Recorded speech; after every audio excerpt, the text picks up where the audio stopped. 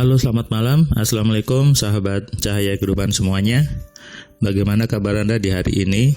Saya doakan hidup Anda semakin hari semakin penuh dengan kebaikan, semakin hari semakin penuh dengan keberlimpahan.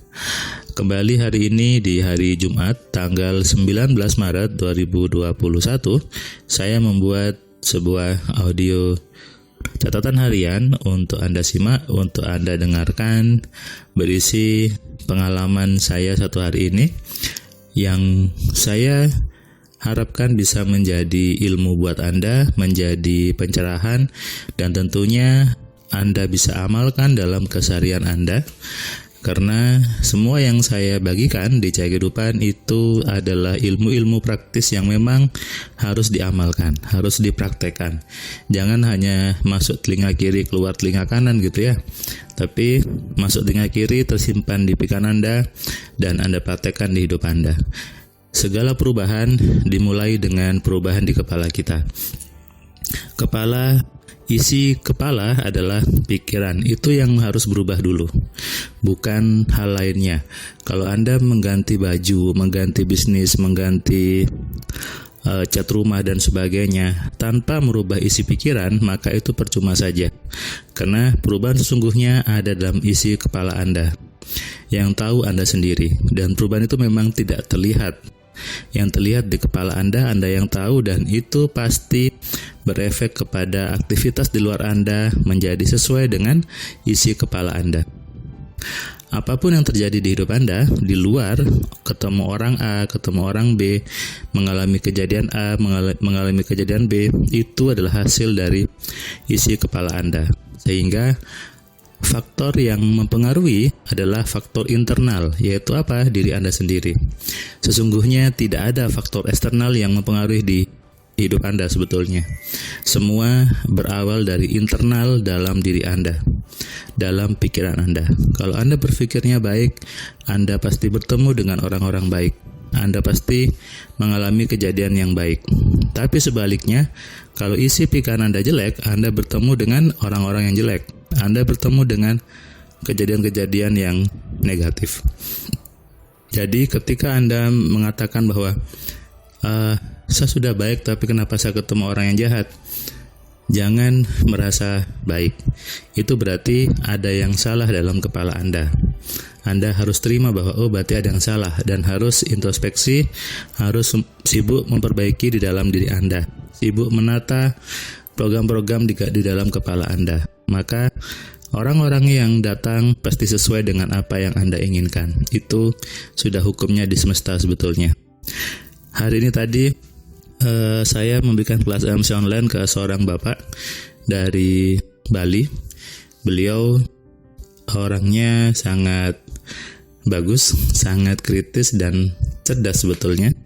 Dia cerita bahwa dulu dia kaya, kemudian jatuh gitu ya, jatuh jadi bangkrut, jadi banyak utang, dan ternyata ada yang salah di kepalanya. Dulu dia menyalahkan orang lain, menyalahkan istrinya, menyalahkan temannya dan sebagainya. Setelah tadi kita belajar, saya ulas perlahan demi perlahan, akhirnya bapak ini sampai di sebuah titik kesadaran bahwa berarti kalau gitu semua faktor internal ya mas ya, tidak ada faktor eksternal. Sebetulnya tidak ada. Aslinya internal di dalam diri kita menarik faktor eksternal untuk hadir ke dalam kehidupan kita.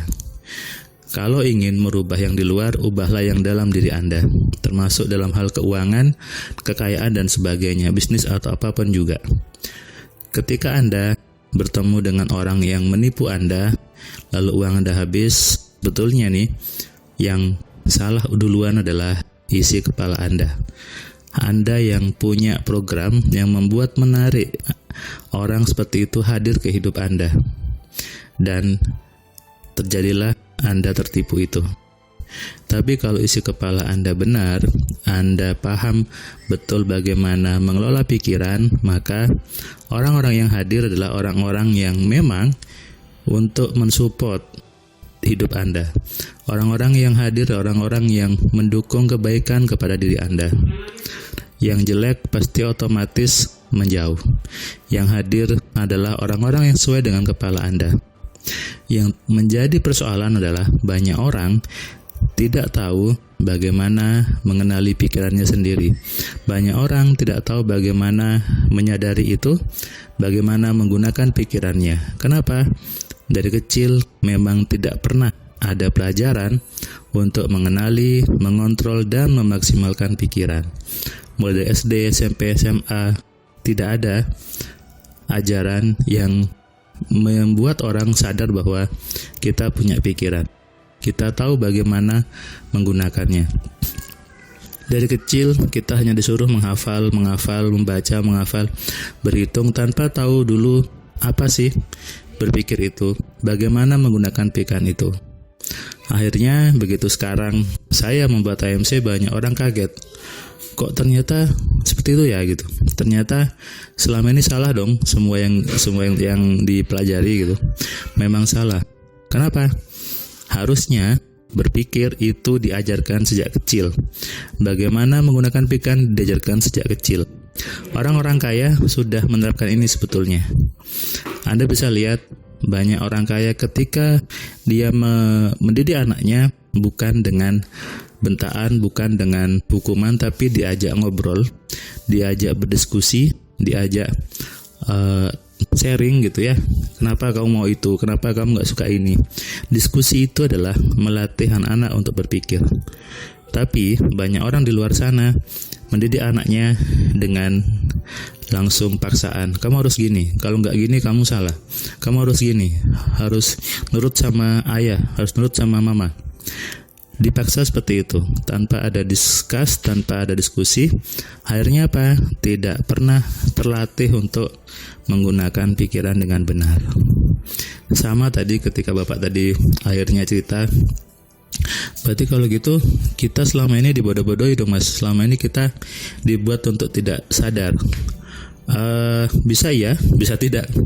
Artinya mungkin saja ada orang yang sengaja membuat sebuah skema, sebuah sistem yang membuat banyak orang tidak sampai di pemahaman untuk menggunakan pikirannya. Kenapa? Kalau semua orang sadar bagaimana menggunakan pikirannya, maka mungkin dia merasa terganggu. Nanti kalau Anda belajar MC, Anda tahu kalau Anda sadar bagaimana menggunakan pikiran, orang-orang yang seperti itu mungkin terganggu. Dia mungkin yang selama ini biasanya harus ngisi air gitu ya, harus ngisi doa, minta ke dia, datang ke dia, minta jimat dan sebagainya, sudah tidak lagi didatangi orang. Kenapa?